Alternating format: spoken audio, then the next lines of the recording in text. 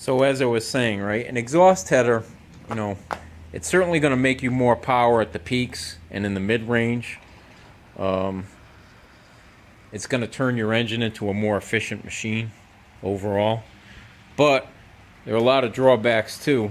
Heat in the engine compartment, noise, difficulty of installation, and if you want to repair or restore anything that's even close to it, chances are you're going to have a lot of trouble. Even changing an oil filter can be pretty difficult. They wreck starters because of the heat transfer, and it makes it usually pretty difficult to change out the starter. But my real point is that for this application, which I have a break-in stand here, and that all that is to make sure that the cam, lifters, valve springs, rings, pistons, cylinder walls, bearings, crankshaft, and all these parts that go to make up a rebuilt engine and have never met each other before are going to play nice together. So it never sees more than about 2,500 RPMs, except usually after the cam is broken in, I'll hit the throttle for a few quick blips like I did in the last video as a kind of reward. But that's it. So absolutely unnecessary to use a header in this application. And for you fellas who are running pure street cars, daily drivers, or even cars that you want upgraded performance in, if that's the application, what you can do is convert over to a dual exhaust with some decent exhaust manifolds. And most of the big manufacturers, the classic hot cars, muscle cars, they all have better exhaust manifolds. Oldsmobile does, Pontiac does, Chevrolet does. Okay, so on to intake manifolds, right? What's your application, right? And I want to talk about 3 different kind of modifications that we do to those. Okay, this one has been modified, but the modifications are mostly invisible. You can see for the moment I'm not running a choke. That's not really the modification, but it does have to do with this exhaust crossover right here. And it's hard to see on a complete engine, so I'm going to walk you over and talk to you about intake manifolds on my bench. There, of course, would be an EGR valve, and it's been blocked off here. The EGR valve, exhaust gas recirculation, connects to this port, which is directly under the carburetor, as you can see, and that is passing exhaust gas from the center exhaust ports in the cylinder head underneath the intake manifold in a fairly large passageway, let's call it 1 inch square, to the other cylinder head for the purpose of heating up the carburetor. And it's kind of like a stove under the carburetor.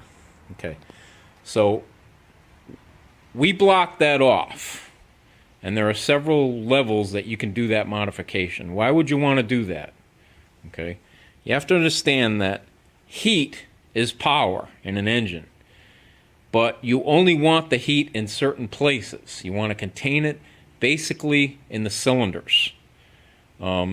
That is the combustion chamber above the piston in the cylinder head, where the energy can be harnessed to create pressure. More heat is more pressure.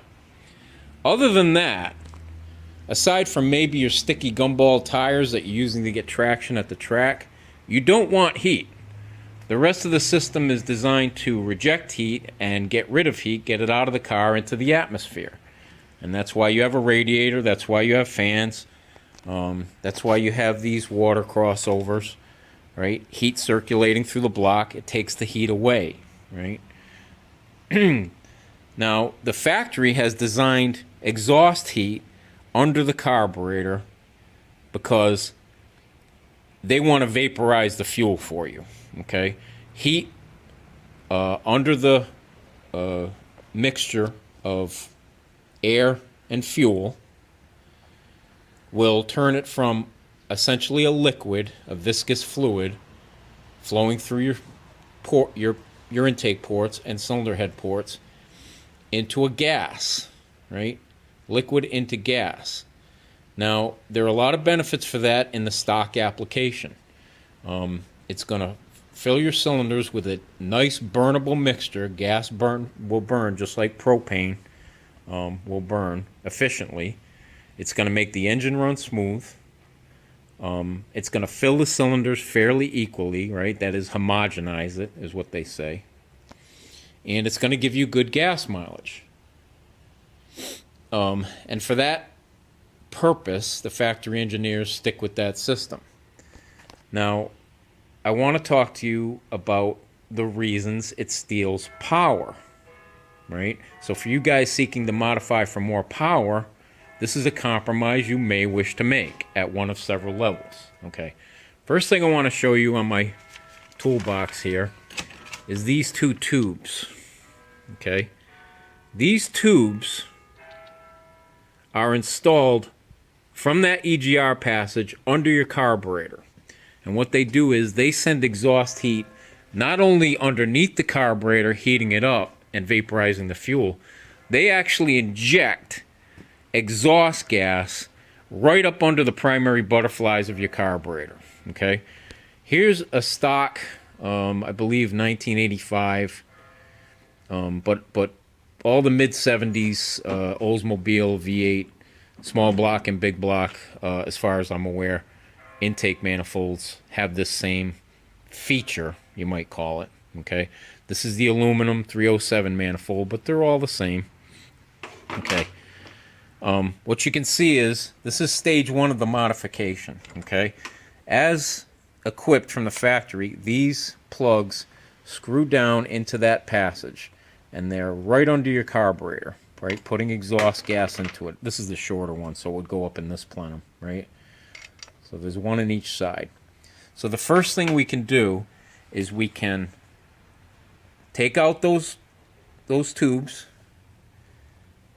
and tap the hole and plug it. So we've used a set screw down there, big one, and because we couldn't get a big set screw at the moment on this side, we've used a different kind of plug. And you can see it's sticking up and it's a little bit in the way, but I'll replace it later. And put it this way, even if I didn't replace it, it's a heck of a lot better than sending exhaust gas right up into your carburetor as far as power is concerned. Okay, so you're going to be vaporizing less fuel. Part of the reason you don't want to vaporize the fuel, by the way, before I forget to say this, if you're seeking power, is because it compromises your volumetric efficiency.